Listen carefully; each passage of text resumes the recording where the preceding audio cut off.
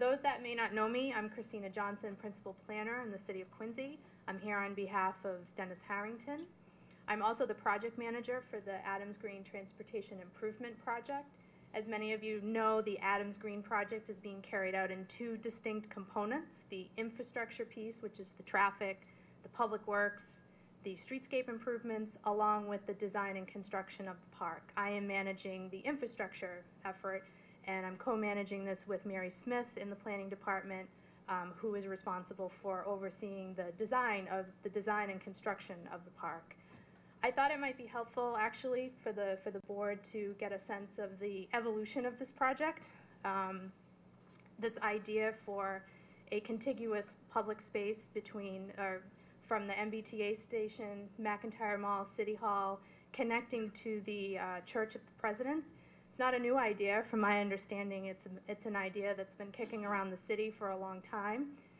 This idea of Adams Green was officially codified in the 2006 Downtown Vision Plan. That's the plan that sets the stage for the redevelopment, and that is guiding Streetworks' development of Quincy Center.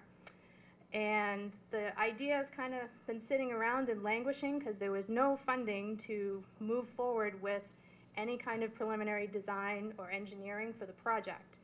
In 2010, we received a transit-oriented development grant from the Commonwealth of Massachusetts.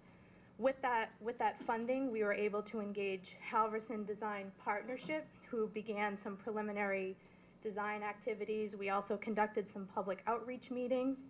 Along with that effort, we did some preliminary traffic analysis to make sure that, yeah, this project can work with the proposed discontinuance of Hancock Street in front of City Hall. Also in 2010, the city was fortunate enough to receive stimulus funds for the Quincy Center Concourse, or now Hannon Parkway, which is now operational. And that project was originally going to be funded with a federal transportation earmark. With that $6 million earmark, we were able to get it reprogrammed to complete the design and construction of the Adams Green Transportation Improvement Project, or the infrastructure component. And Howard Stein Hudson is our lead engineering consultant on that effort. And with that, I would like to introduce Carrie Pike. She's the Director of Transportation Engineering with Howard Stein Hudson. Everyone, thanks very much for having us here tonight. What we want to do briefly is just give you an overview of the project. Bob Eulig from Halverson Design Partnership is also here, and he's going to give you some flavor of the schematic design. We'll talk a little bit about the scope of the roadway and streetscape project, the public involvement process, and then give you a little update on what we've been doing. We held a public open house in early December, and so we'll just give you a little update of what the team's been doing since then and talk about next steps. See if I can work my technology here. So as Christina said, you know, there's been a plan in place for Quincy Center from the 2006 vision, and a lot of those parts, some of them are complete now. Mayor Hannon Parkway, the new high school, Streetworks redevelopment is ongoing, the renovation of Town Hall is ongoing, and then we have the Adams Green combination of streetscape and park projects, and so that's kind of what we're here to give you some more detail about tonight. And here's a lovely rendering of the Adams Green project that Halverson has done. This would be looking from Hancock Street. So you can see the church over here and City Hall and Old Town Hall on the right side there. Our timeline is we've been working on the streetscape design since 2010, or the streetscape and park combined in the sort of feasibility aspects of it since 2010. Howard Stein Hudson was a sub-consultant to Halverson at that time, looking at the traffic piece. And now we've sort of switched roles for the streetscape project, where we're leading the streetscape effort, and they're a sub to us in terms of the streetscape design. We just started our design work with the contract, this new contract, in the fall, and we hope to be complete within a year to have those design documents ready for bid that Mass DOT will put out to bid fall of next year. So we hope to be in construction here fairly quickly. So it's kind of a rapid moving process here. And I alluded to, so we're the lead firm, Howard Stein Hudson. I'm the project manager. I also have with me, sitting over here, Nate Cabral Curtis. He's our public involvement specialist. He'll speak in a little while, a few minutes. So he's the contact person if you have comments, questions. His name and email and phone number are going to come up later in the presentation, and also they're on our project website that we've developed, which is adamsgreen.info. So as as we go forward, you can get more information there. And as I said, we continue to team with Halverson in terms of making sure that the streetscape and the park components are working together and meeting kind of the vision for Quincy Center. We also have a couple of specialists. I don't have them here with me tonight, but they will be showing up at later meetings. We have Tool Design Group. They are a nationally known bicycle and pedestrian experts, so they're helping us look at those aspects of the project and how we think about bicycles and pedestrian space and making sure that it's inviting and walkable and bikeable. And then we have Trafinfo Communications, who are actually a modeling specialist. And so in later meetings, you'll see we'll have some actual 3D models showing the simulation of how the traffic's going to move with the discontinuance and what it looks like now in the existing conditions. So it's a very powerful tool for showing folks what things look like that they can relate to better than just looking at a plan.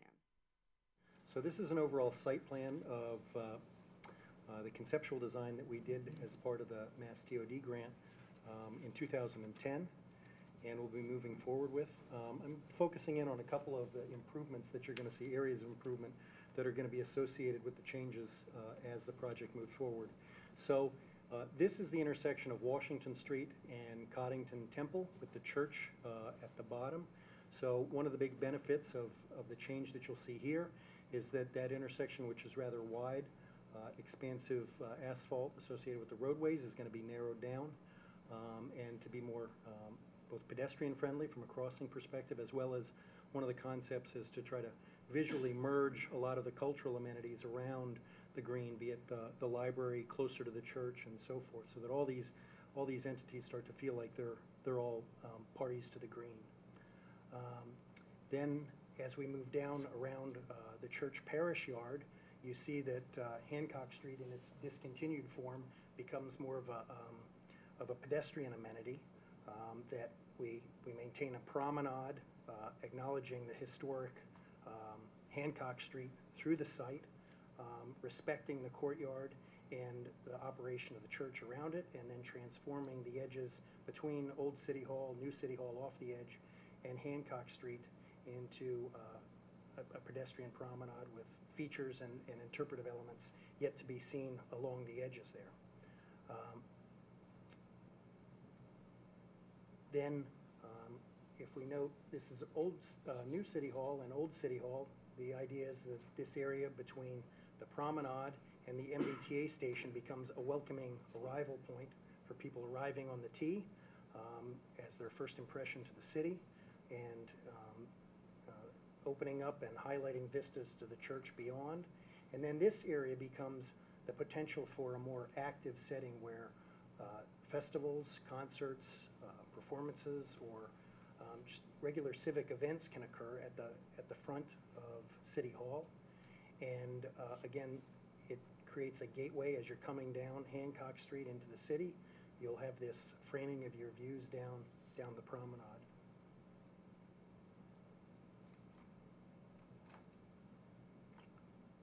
Again, giving you a clearer view of what the relationship of that promenade between the church, Old City Hall, and New City Hall, and the open spaces associated with that.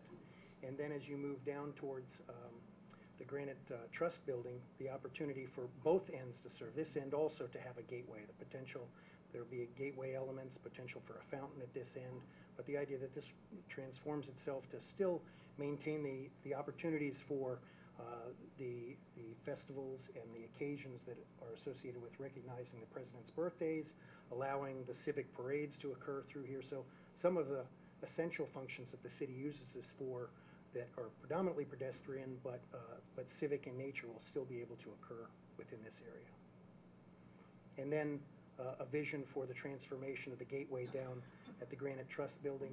Again, the idea that here there's also currently a wide expanse of asphalt paving, and the idea that this will bring it down to be more of a Main Street character, the opportunity that out in front of the Adams Building and across the street that these streetscape edges will be much wider to accommodate the spill out of commercial retail onto the street, so that there's the opportunity for them to be much more activated than they are now as narrower streetscapes. And likewise, at the base of the Granite Trust Building, a much wider streetscape, places for people to gather and to meet people as well as to circulate. And then a more continuous streetscape with street trees along the edges and lighting and so forth. So I hope that gives you a sense as to, you know, the opportunities for how this will be transformed as we move forward.